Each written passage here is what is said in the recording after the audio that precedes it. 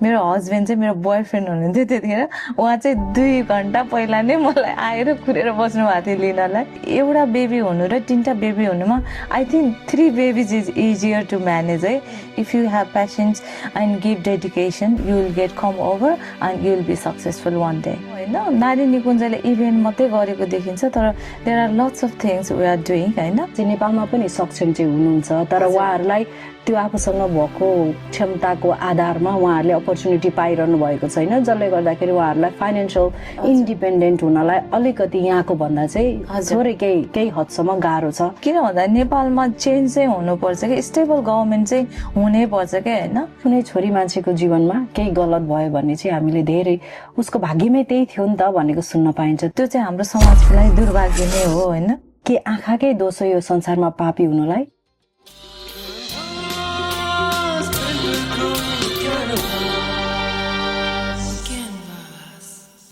नमस्कार, म Kamala. The canvas हेरेर बसिरहनु भएको सम्पूर्ण दर्शकहरूलाई यो अर्को एपिसोडमा हार्दिक स्वागत छ। आज पनि म एक इन्सपायरिङ गेस्ट लिएर यहाँहरूको सामु उपस्थित भइसकेको छु।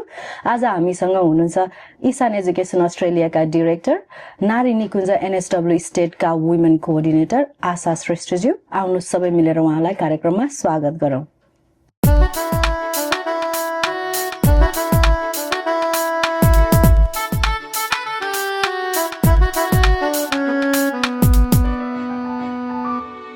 नमस्कार आशाजी। नमस्ते कमलाजी and thank you Canvas for inviting me giving my insight. No thank you for making time हाम्रो प्रोग्रामको लागि। यहाँलाई धेरै धेरै धन्यवाद छ। कार्यक्रममा यहाँलाई हार्दिक स्वागत छ। Thank you so much.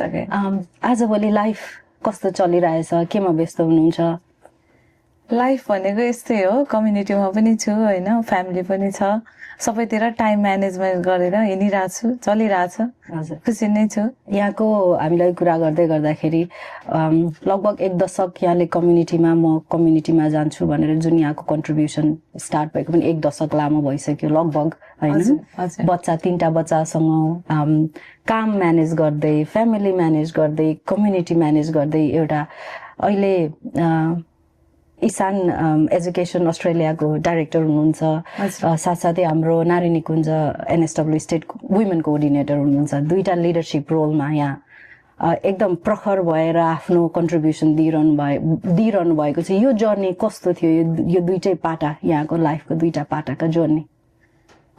Journey भन्नाले अब मैले आफूले गर्छु नै भनेर आएर आँट गरे हो होइन। गर्छु भनेपछि गर्नु नै पर्छ। त्यसको लागि चाहिँ सबैभन्दा ठुलो कुरा आफ्नो टाइम म्यानेजमेन्ट हो होइन। टाइम म्यानेज चाहिँ मैले राम्रोसँग गरिरहेको छु।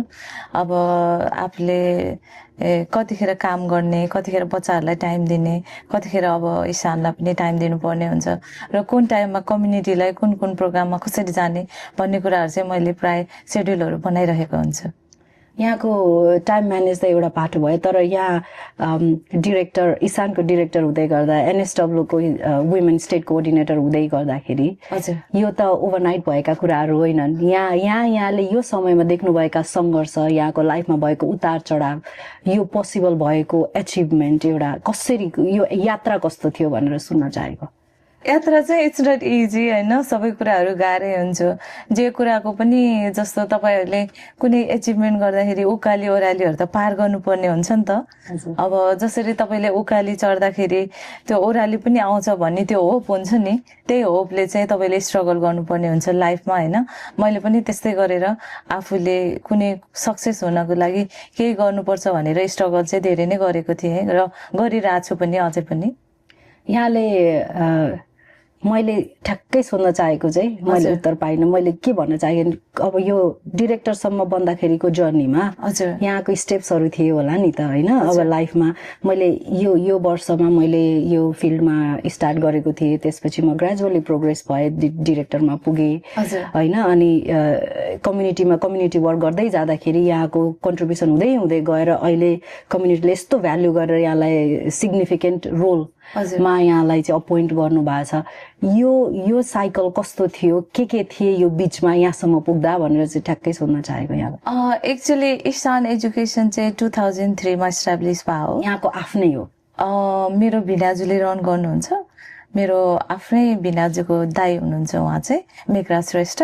उहाँहरूले 2003 स्टार्ट गर्नुभएको र 2006 चाहिँ नेपालबाट इस्टाब्लिस गर्नुभएको थियो। त्यसमा चाहिँ इस्टाब्लिसिङमा फर्स्ट फेजमा चाहिँ म उहाँहरूसँग नै जोइन भएर काम गरेको थिएँ। त्यही एक्सपिरियन्सले नै अब अहिले आएर इसानको उहाँहरू सबै नेपालमै एकदमै बिजी हुनुहुन्छ, बिजनेसहरू छ, धेरै कुराहरू छ उहाँको।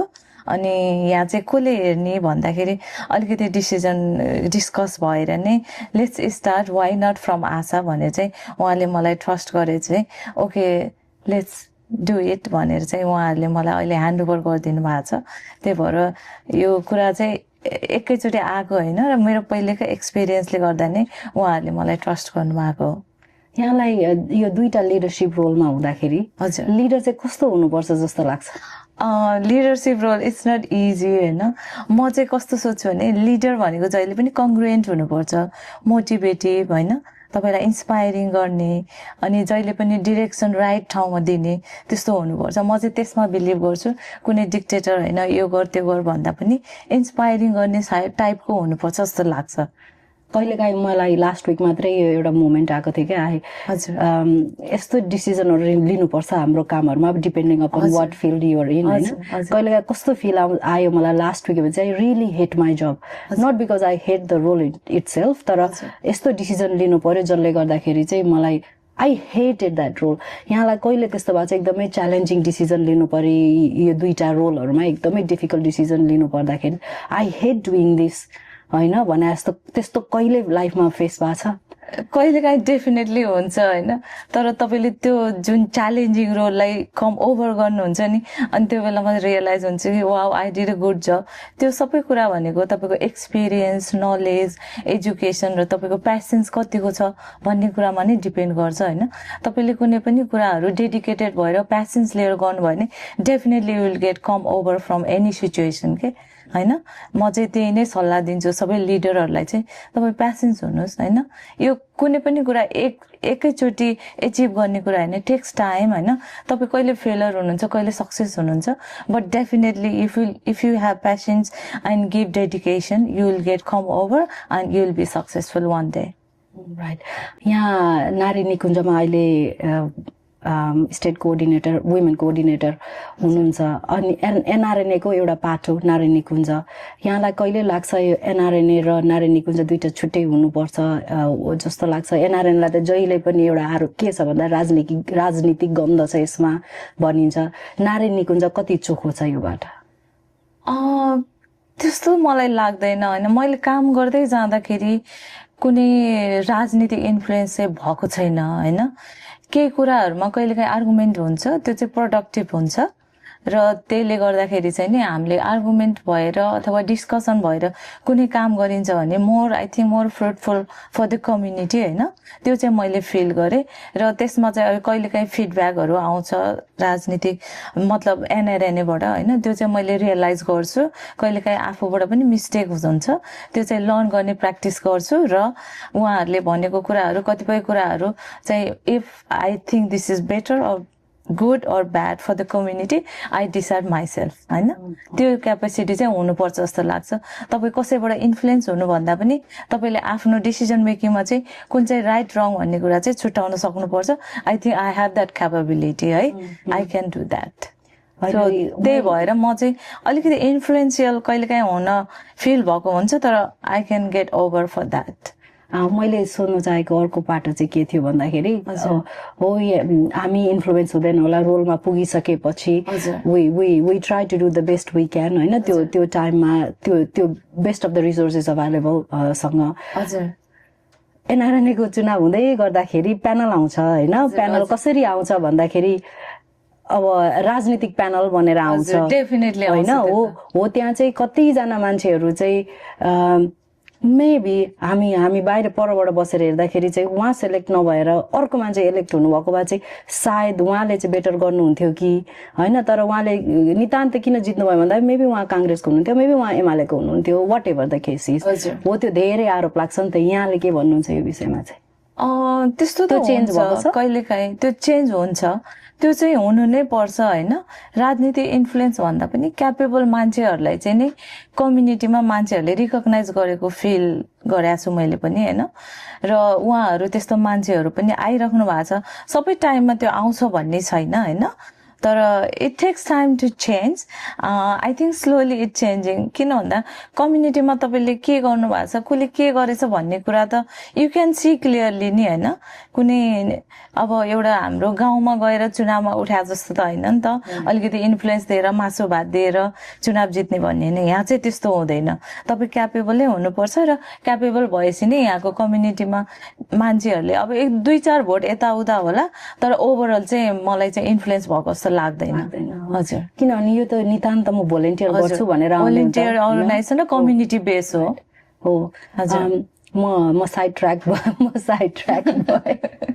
केही छैन यहाँ अर्को मलाई के प्रसङ्ग पनि जोड्न मन लागिरहेको थियो भनेपछि यहाँ यसरी यो कम्युनिटी अर्गनाइजेसनमा लागिरहँदा धेरै इभेन्ट्सहरूमा गइरहँदा जहिले पनि के गरेको भन्ने भन्दा पनि के गरेको छैन भनेको कुरा चाहिँ धेरै हाइलाइट भइरहेको हुन्छ होइन गरेको देखिँदैन नगरेको चाहिँ यो गरेको छैन भनेर चाहिँ धेरै न्युज पनि बन्छ यस्तो हुँदै गर्दा आफू रोलमा बस्दाखेरि कहिलेकाहीँ क्रिटिसिजमहरू आउँदाखेरि कसरी ह्यान्डल गर्नुहुन्छ क्रिटिसिजमलाई चाहिँ मैले एकदम सिम्पल हिसाबले लिन्छु होइन त्यो एउटा पोजिटिभ कन्स्ट्रक्टिभ फिडब्याक पनि हो त्यसलाई हामीले मनन गर्नु जरुरी पनि छ र मनन गर्दै गर्दाखेरि हामीले पोजिटिभ वेमा त्यसलाई चेन्ज गरेर लान सक्यो भने I think we can do better than what we have done before भन्ने कुराले नै मैले काम गरिरहेको हुन्छु र क्रिटिसिजम र फिडब्याक चाहिँ म अहिले जहिले पनि एप्रिसिएट र वेलकम नै गर्छु यहाँ अहिले आफ्नो रोलमा हुँदै गर्दाखेरि अहिलेसम्मको कार्यकाल पुरा गर्दाखेरि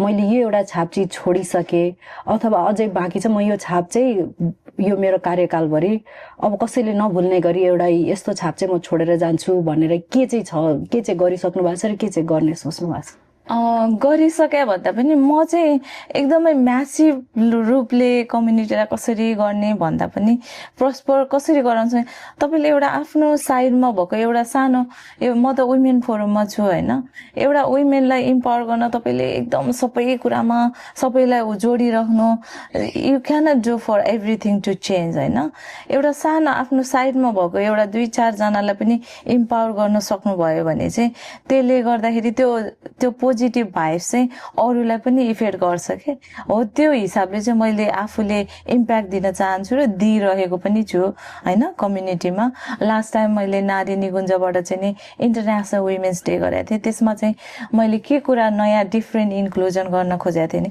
इन्टरनेसनल वुमेन्स डे भन्नाले हामीले जहिले पनि अब एउटै कम्युनिटी बेस मात्रै हामीले इन्क्लुड गर्छौँ नि त तर मैले चाहिँ डिफ्रेन्ट कम्युनिटीबाट कल्चरल ग्रुपहरू पनि ल्याएको थिएँ होइन त्यसले गर्दाखेरि चाहिँ हाम्रो कम्युनिटीमा अरू कम्युनिटीको कल्चरल ग्रुपहरू पनि पार्टिसिपेट इङ्गेज भयो नि त त्यसले गर्दा हाम्रो चाहिँ एक्सेस र पहुँच चाहिँ अलिकति बढ्छ जस्तो फिल भएको थियो होइन र I think will continue on that होइन ग्लोबल लेभलमा पनि हामीले कनेक्सन गर्न सक्छौँ है भन्ने फिल चाहिँ आई थिङ्क त्यो इभेन्टले चाहिँ देखाएको छ जस्तो लाग्छ मलाई यहाँले भर्खरै गर्नुभएको यो इन्टरनेसनल वुमेन्स डेमा गर्नुभएको इभेन्ट एकदमै राम्रो सफल पनि भएको छ यहाँलाई त्यसको लागि पनि शुभकामना बधाई छ यहाँहरूले नारी निकुञ्जले निर्वाह गर्नुपर्ने भूमिकामा यो इभेन्टहरू मात्रै गरे होइन सांस्कृतिक कार्यक्रमहरू मात्रै गरे भनेर पनि धेरै सुन्नमा आउँछ यहाँहरूले त्योभन्दा पनि बेसी नै कम्युनिटीलाई गरिरहनु भएको हुन्छ यहाँले आज संक्षिप्तमा हामीलाई भनिदिनु पर्यो अस्ट्रेलियामा नारी निकुञ्जले कस्तो भूमिका खेलिरहनु भएको छ त्यो पनि हो होइन नारी निकुञ्जले इभेन्ट मात्रै गरेको देखिन्छ तर there are lots of things we are doing होइन लास्ट टाइम हामी recently domestic violence awareness program पनि गरेका थियौँ त्यो अवेरनेस प्रोग्राम पनि राम्रै भएको थियो र हामीले इन द फ्युचर हामीले चाहिँ नि यो तालि रिजनल एरियामा चाहिँ नि मेन्टल हेल्थ अवेरनेस प्रोग्राम पनि गर्ने प्लान गरिरहेछौँ होइन त्यो पनि गरिन्छ। त्यस्तै गरेर उषाजीले मलाई फोन गर्नुभएको थियो, हाम्रो NSW को कोअर्डिनेटरले। हामीले यो वुमेनहरूको हेल्थको रिलेटेड अवेरनेस प्रोग्रामहरू पनि रिसेन्टली हामीले राख्दैछौँ होइन, त्यो पनि गरिन्छ। त नारी निकुञ्जले गर्नुपर्ने कुराहरू जस्तो अवेरनेस कुराहरू हामीले एकदमै इनिसिएट भएर गरिरहेका छौँ र यसमा चाहिँ नै हामीले एक्सपर्टिजहरूलाई कोल्याबोरेट गरेर गर्ने हाम्रो फ्युचर प्लानिङ पनि छ र त्यो गर्नु पनि पर्छ र जरुरी पनि छ जस्तो लाग्छ मलाई। राइट। नारी निकुञ्ज अस्ट्रेलियामा छ, यही नारी निकुञ्ज नेपालमा हुन्थ्यो भने हजुर यसले निर्वाह गर्ने भूमिका कति फरक हुन्थ्यो होला जस्तो लाग्छ? निर्वाह गर्ने भूमिका त सिमिलरै हुन्छ, तर देयर आर फ्यु डिफरेन्सेस होइन, वी हेभ टु एक्सेप्ट। किन भन्दा नेपालको कन्टेक्स्ट र यहाँको कन्टेक्स्टमा वुमेनहरूको कन्डिसन स्टेटसहरू डिफ्रेन्ट छ होइन। यहाँको वुमेनहरू धेरै एजुकेटेड इम्पावर्ड हुनुहुन्छ, त्यहाँ पनि हुनुहुन्छ, एजुकेटेड त हुनुहुन्छ, तर त्यहाँ एजुकेसन तपाईँले डिग्री सकेपछि पनि त्यहाँ जब नपाउने अवस्था छ, जबलेस भएर बस्नुपर्ने अवस्था छ भनेपछि त्यहाँको वुमेनहरू त इम्पावर्ड हुनको लागि जहिले पनि इकोनोमिक डिटरमाइन, हजुर इकोनोमिक फाइनेन्सियल्ली डिटरमाइन गर्छ, उहाँहरूसँग त्यति एक्सेस हुँदैन र त्यसले गर्दाखेरि उहाँ र यहाँको वुमेनहरूलाई सेम प्रोग्राम गर्दा चाहिँ अलि रिजनेबल नहुने हो कि जस्तो लाग्छ मलाई होइन। यहाँ चाहिँ अब हामीले कुनै महिलाहरूलाई तपाईँ इकोनोमिकल्ली इन्डिपेन्डेन्ट हुनु, यसरी काम गर्नु भनेर सिकाइराख्नु पर्दैन, उहाँहरू आफै सक्षम हुनुहुन्छ, काम खोज्नुहुन्छ, जब पाइराख्नु भइरहेको हुन्छ होइन। त्यही भएर I think there are few differences. यहाँले भन्न चाहनु भएको चाहिँ नेपालमा पनि सक्षम चाहिँ हुनुहुन्छ, तर उहाँहरूलाई त्यो आफूसँग भएको सक्षमताको आधारमा उहाँहरूले अपर्च्युनिटी पाइरहनु भएको छैन, जसले गर्दाखेरि उहाँहरूलाई फाइनेन्सियल इन्डिपेन्डेन्ट हुनलाई अलिकति यहाँको भन्दा चाहिँ थोरै केही हदसम्म गाह्रो छ भन्ने यहाँको पाए पनि उहाँ चाहिँ कस्तो छ भने लेस पे हुन्छ, राम्रो क्वालिफिकेसन अनुसारको पे हुँदैन नि त, यहाँ चाहिँ नै त्यस्तो हुँदैन। त्यसले गर्दाखेरि यहाँहरूले प्रोभाइड गर्नुपर्ने सपोर्ट सायद नेपालमा अलिक बेसी हुन सक्छ होइन। हजुर। अनि नेपालमा यहाँ पनि अब्युजका केसेसहरू त आउँछन्, भाइलेन्सका केसेसहरू आउँछन्, त्योभन्दा बेसी नेपालमा छ केसेस जस्तो लाग्छ यहाँलाई, के लाग्छ? नेपालमा डेफिनेटली, किन भन्दा त्यहाँको लिगल सिस्टम त हुन्छ होइन, तर त्यो लिगल कुराहरू इम्प्लिमेन्टेसन भइरहेको हुँदैन नि त। कतिपय कुराहरू यहाँ चाहिँ कुनै एउटा डोमेस्टिक भाइलेन्स भयो भने यहाँको लिगल सिस्टम, यहाँको गभर्मेन्टको पोलिसीहरूले त्यो कुराहरू you cannot deny and you cannot escape if you are committed crime के होइन। नेपालमा चाहिँ नि कति कुराहरू वी क्यान सी होइन, कति सुसाइडल अथवा रेप केसहरू, रेपिस्टहरू पनि कति पोलिटिकल इन्फ्लुएन्सबाट दे आर सेभिङ देम होइन, त्यो कन्डिसन छ नि त, तर यहाँ चाहिँ त्यो हुँदैन। अहिले त नेपालमा राजनैतिक ठुलै परिवर्तन आएको छ, यो परिवर्तनलाई कसरी हेर्नु भएको छ यहाँले? र अबको यो परिवर्तनसँगै सायद यी जुन यो पोलिटिकल सेभिङका कुराहरू छन् होइन, क्रिमिनल्सहरूलाई बचाउनेहरू बाटाहरू छन्, यीहरू स्टप हुन्छ जस्तो लाग्छ? कतिको होपफुल हुनुहुन्छ? म चाहिँ एकदमै पोजिटिभ छु त्यसमा होइन, एकदम डिफ्रेन्ट पोजिटिभ भाइब्स पनि आइरहेछ। किन भन्दा नेपालमा चेन्ज चाहिँ हुनुपर्छ कि, स्टेबल गभर्मेन्ट चाहिँ हुनैपर्छ क्या होइन।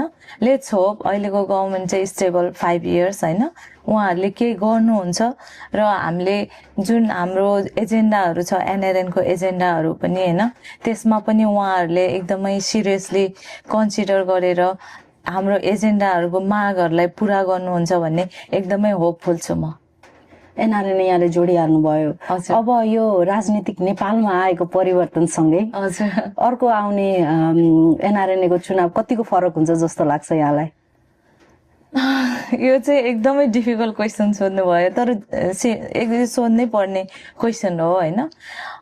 पोलिटिकल इन्फ्लुएन्स त त्यो हुनु हुँदैन होइन, तर कहिलेकाहीँ भइरहेको छ, त्यो चाहिँ अलिकति चेन्ज हुन्छ जस्तो चाहिँ लाग्छ कि।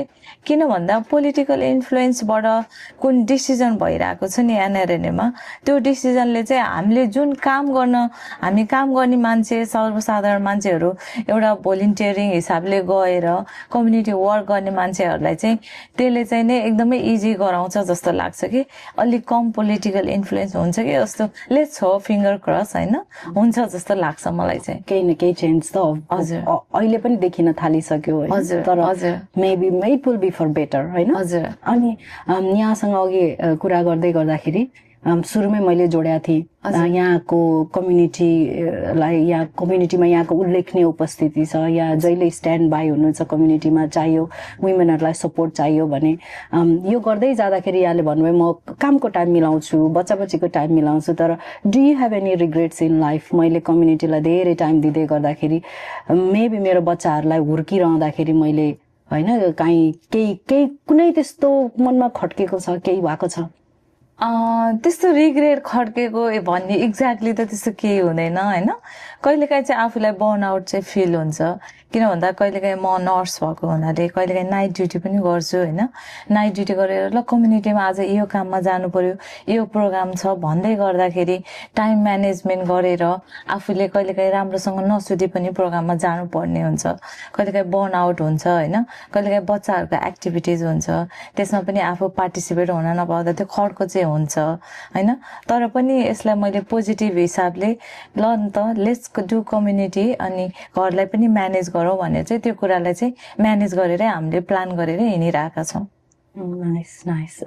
यो कम्युनिटीमा आउनुहुने, काम म्यानेज गरेर आउनुहुने अनि एक्स्ट्रा टाइम पनि कम्युनिटीलाई दिनुहुने प्रति चाहिँ मेरो एकदमै श्रद्धा जागेर आउँछ, किनभने म सक्दिनँ, मैले गरेको छैन होइन। त्यही भएर जो जो गर्नुहुन्छ उहाँहरूलाई चाहिँ ह्याट्स अफ। यहाँहरूको कन्ट्रिब्युसन हामीले एकदमै एप्रिसिएट गरेका छौँ, त्यही भन्न चाहन्छु। यहाँ हामी समसामयिक कुराहरू त गऱ्यौँ, तर यहाँ एज अ पर्सन लाइफमा यहाँलाई होइन अस्ट्रेलिया आउँदै गरेको यात्रा सोध्नु मन लागेको छ। अनि साथसाथै एज अ पर्सन आशा चाहिँ कस्तो मान्छे हो त, के गर्न रुचाउनुहुन्छ भनेर यो प्रसङ्गहरू सोध्छु यहाँलाई मैले। अस्ट्रेलिया आउँदै गरेको पहिलो दिन सम्झिनु पर्यो भने कसरी सम्झिनुहुन्छ? पहिलो दिन चाहिँ फर्स्ट डे म ल्यान्ड हुँदाखेरि मेरो दिदी भिनाजु इसान एजुकेसनमै काम गर्थे र उहाँकै नेपालमा पनि इसानमै काम गर्थे, त्यहीँबाटै एप्लाई गरेरै आएको अस्ट्रेलिया। र मेरो दिदी भिनाजु मेघराज श्रेष्ठ र प्रभा श्रेष्ठ दुवैजना मलाई पिक गर्न आउनु भएको थियो। र मेरो हस्बेन्ड चाहिँ मेरो बोयफ्रेन्ड हुनुहुन्थ्यो त्यतिखेर, उहाँ चाहिँ 2 घन्टा पहिला नै मलाई आएर कुरेर बस्नु भएको थियो लिनलाई। र जो रमाइलो भइरहेको थियो, खुसी थिएँ। तर नेपाल छोड्दाखेरि डेफिनेटली स्याडनेस, इमोसनल त भइहालिन्छ होइन। तर त्यो हुँदाहुँदै पनि यहाँको लाइफ, करियर, फ्युचर अनि गर्दा चाहिँ सबै कुराहरू बिर्सियो भनौँ न, सेट लाइफ बेटर भयो। हजुर। अनि फ्री टाइममा के गर्न रुचाउनुहुन्छ? कस्तो खाले मान्छे हुनुहुन्छ यहाँ, हामीले यहाँलाई चिन्नु पर्यो भने?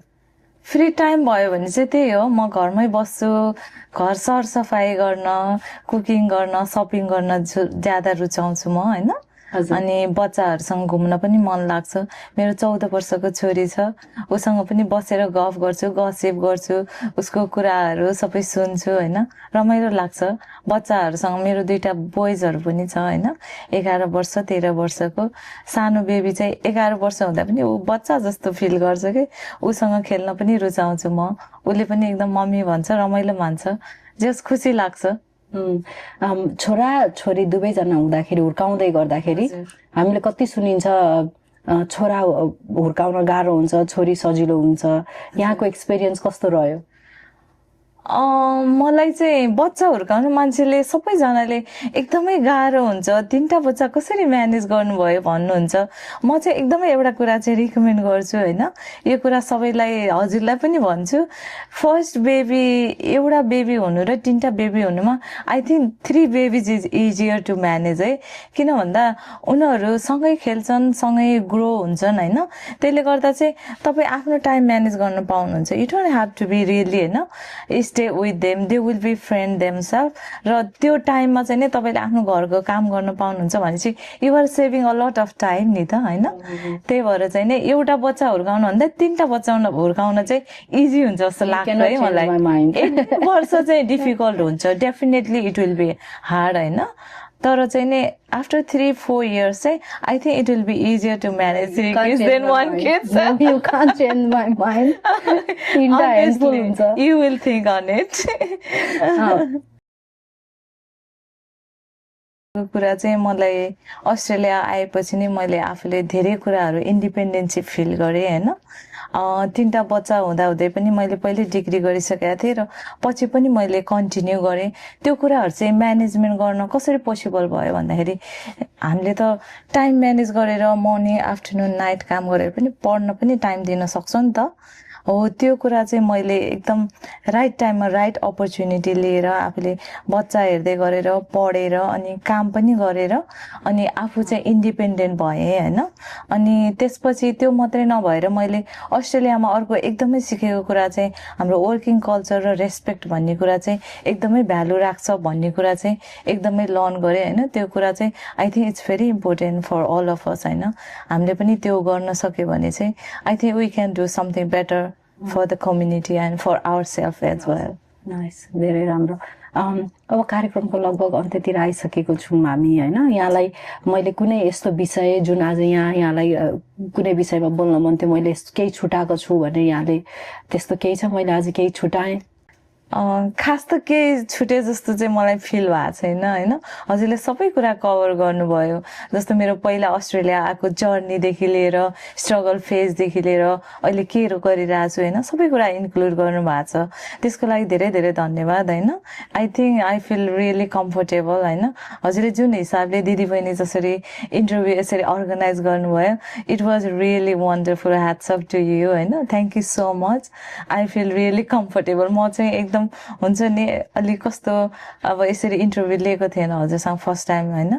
अनि I was really like nervous but I feel really comfortable है। यो चाहिँ फर्स्ट टाइम जस्तो लाग्दैन। यहाँले एकदम कन्फिडेन्टली एकदम आफ्नो भ्युजहरू राख्नु भएको छ। हाम्रो दर्शक श्रोताहरूलाई इन्सपायर गरिदिनु भएको छ यहाँको journey, being a mother, being a working woman होइन, अनि कम्युनिटीमा कन्ट्रिब्युसन सँगै ह्याट्स अफ त यहाँलाई भन्नुपर्छ। Thank you so much. अब मैले चाहिँ यहाँ सर्ट आन्सर क्वेसन्सहरू बनाएको छु। म यहाँलाई त्यो बाटो सोध्छु अनि त्यसपछि हामी ऱ्यापअप गर्छौँ। यदि यहाँ पुरुष हुनुभएको भए? हजुर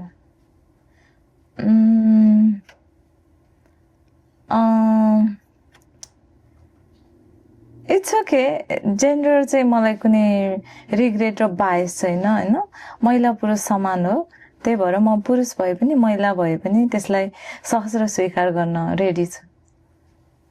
एउटा कोट इज इन उद्गार र उद्गार केही भनाइ, a quote that changed your life.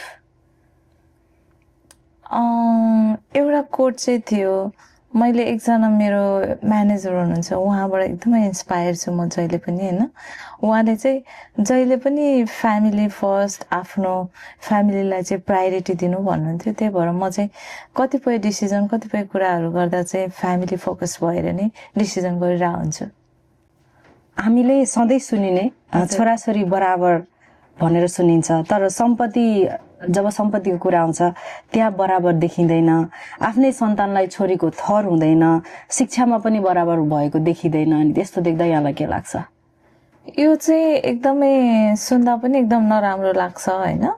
यो कुरा चाहिँ चेन्ज हुनै पर्छ र यो कुरा चेन्ज हुनको लागि चाहिँ मान्छेको अवेरनेस, शिक्षा सबै कुराले डिटरमाइन गर्छ होइन।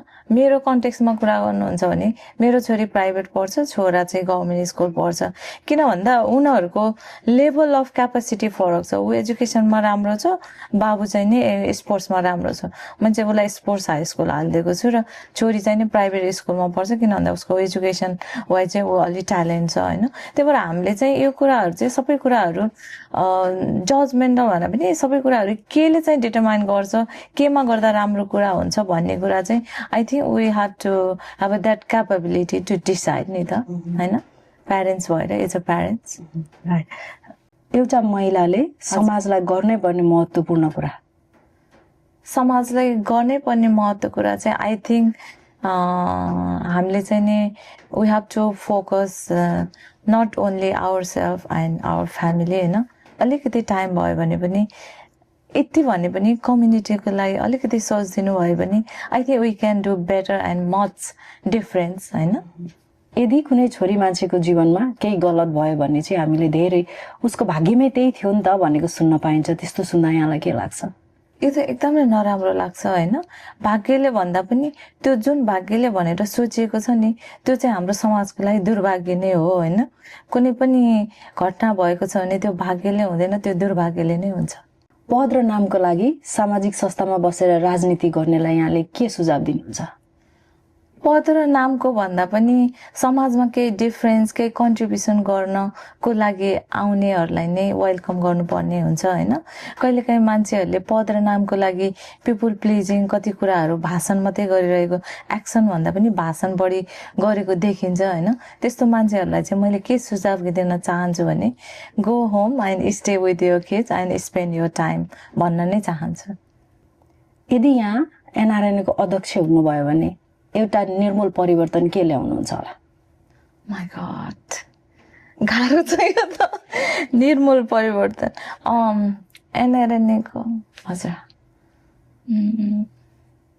क्वेसनको लागि धन्यवाद होइन। अध्यक्ष नै त अहिले त सोचिरहेको छैन होइन, in the future you never know होइन। मैले चाहिँ एउटा परिवर्तन चाहिँ के ल्याउन चाहन्छु भने संस्थामा नारी निकुञ्जमा बस्दै गर्दा मलाई एउटा कुरा चाहिँ एकदम खड्किरहेको छ।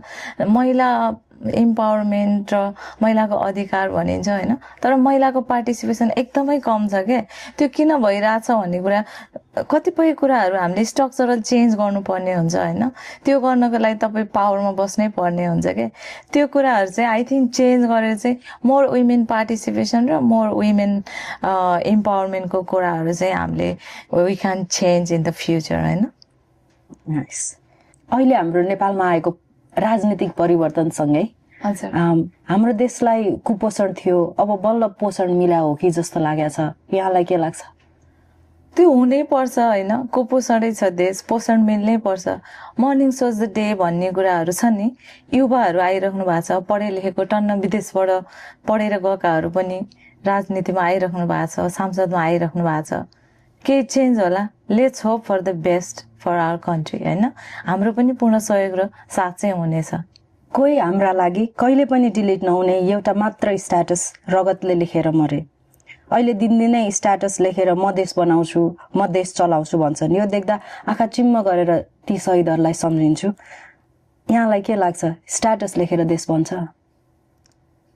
म चाहिँ यो कुरा भन्छु कि फेसबुक स्टेटस भन्दा पनि जनताको मनको स्टेटसलाई बुझ्नुहोस् होइन।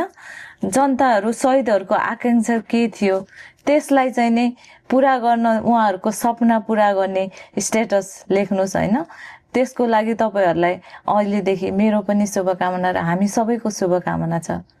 जनता पहिला आफ्नो पेटको लागि गर्छन् अनि देशको लागि, तर नेता पहिला देशको लागि अनि बल्ल पेटको लागि होइन र? यस्तो थियो र यस्तो हुनु हुँदैन।